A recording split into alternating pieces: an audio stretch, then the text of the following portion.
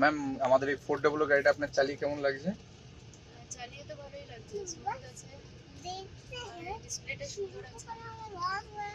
Thank you ma'am. আর এই গাড়িটার specification wise যে ইকুইপমেন্ট গুলো রইলো ওগুলো কি আপনার ঠিকঠাক লাগলো ম্যাম? হ্যাঁ, বাস আমি ব্যাটারিটার ব্যাপারে জিজ্ঞেস করছিলাম। ব্যাটারিটা হ্যাঁ বলুন। মানে 8 বছর পরে রিপ্লেস করতেই হবে এমন কিছু না এরকম কোনো ব্যাপার নেই, মানে আমাদের ব্যাটারিতে আপনি 8 বছর আর 1 লাখ কিলোমিটার অব্দি আপনি ওয়ারেন্টি পাচ্ছেন। এর মধ্যে ব্যাটারি কিছু হলে আপনার ওটা আমাদের ওখানে ওয়ারেন্টির মধ্যে আপনার ওটা ক্লিয়ার হবে। বাট ইন কেস এরকম কোনো ম্যাটার নেই যে 8 বছর পার হলে আপনাকে করতে হবে। তারপরে যদি আপনার ব্যাটারি আপনি মানে ইউজেস ঠিকঠাক করছেন, টাইম টু টাইম মেনটেন করছেন, ওটা 8 বছর জায়গায় 10-12 বছর অব্দি ব্যাটারিটা আপনার চলতে পারে। এরকম কোনো ম্যান্ডেটরি নেই। ব্যাটারিটা যে মানে খারাপ হয়ে যাচ্ছে এটা কি করে বুঝবো? এটা ম্যাম আপনার এখানে ইন্ডিকেটও করবে। সামনে দেখুন এখানে যেমন আপনার ব্যাটারি চার্জটা শো করছে, এক্স্যাক্টলি ওইখানে আপনার ব্যাটারি স্ট্যাটাসও এখানে শো করাবে। আমি আপনাকে বাই ডিটেলস আপনাকে দেখিয়ে দিচ্ছি। আপনি ড্রাইভ করে এক সাইডে যখন দাঁড়াবেন আপনাকে আমি দেখিয়ে দিচ্ছি। আর তারই সাথে আমাদের এই ব্যাটারির মধ্যে IP67 রেটিং দেওয়া রয়েছে, যেই বিয়াপে আমাদের ব্যাটারি ডাস্ট অ্যান্ড ওয়াটারপ্রুফ দুদিক দিয়ে কাজ করে। আমাদের ব্যাটারি টেস্ট অ্যান্ড ট্রায়াল করে দেখা যায় মাটি থেকে 300 mm অব্দি জল থাকা জায়গার মধ্যে তো আমাদের গাড়ি বেরিয়ে গেলে আমাদের গাড়ি কোনো প্রবলেম হয় না। এই ব্যাটারিটা হাই কোয়ালিটি ব্যাটারি ইউজ করা হয়েছে।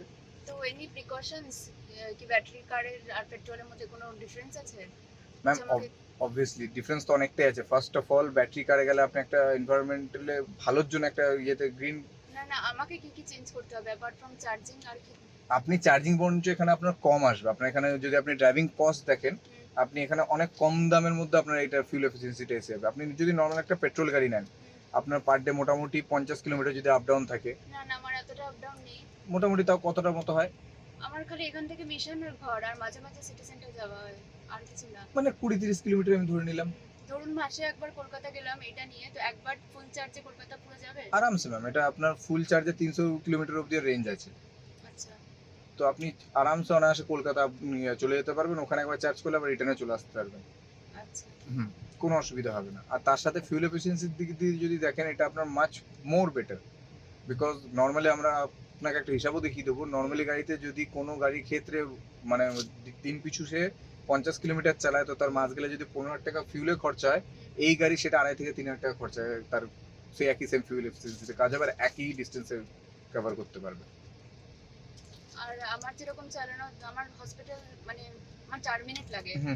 কত কিলোমিটার হবে? 2 কিলোমিটার হ্যাঁ মোস্ট প্রবলি ওইটুকুই হবে। তো আপনার এই গাড়ি একবার ফুল চার্জ করলে আপনি মোটামুটি ওরকম যদি হয় মানে 2-4 কিলোমিটার, আর আপনার 300 কিলোমিটার রেঞ্জ রয়েছে, মাঝে মধ্যে এদিক ওদিক গেলেও তো আপনার একবার চার্জ ফুল চার্জ করলে আপনার 1 মাস আরামসে কেটে যাবে।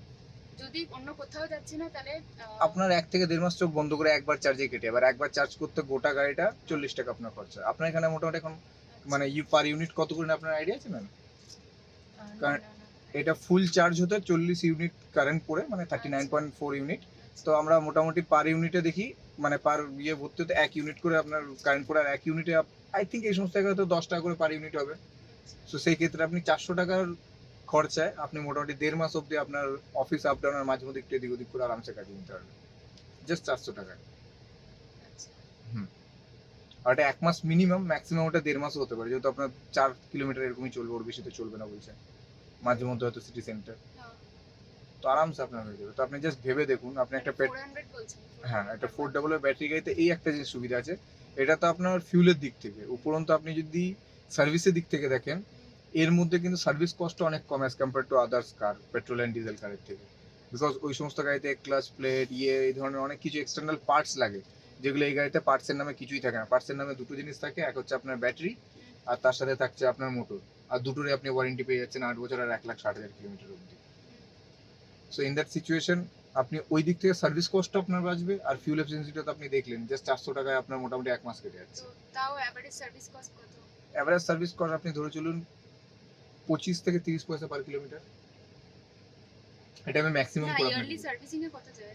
ইয়ারলি সার্ভিসিং আপনার 10,000 কিলোমিটার অন্তর অন্তর সার্ভিসিং থাকে, প্রথমটা 1,000 কিলোমিটারে থাকে। তো আপনি যদি 10,000 কিলোমিটার অন্তর সার্ভিসিং করেন, আপনার যে চলাচল হচ্ছে হয়তো বছরে আপনি একবার সার্ভিস করবেন, একবার সার্ভিস করলে খুব বেশি 2.5 থেকে 3 লাখ টাকা। আচ্ছা। আর ফ্রি সার্ভিসিং আছে? ফ্রি সার্ভিসিং 3টে থাকবে, প্রথম 3টে? প্রথম 3টে আপনার ফ্রি সার্ভিসিং থাকবে।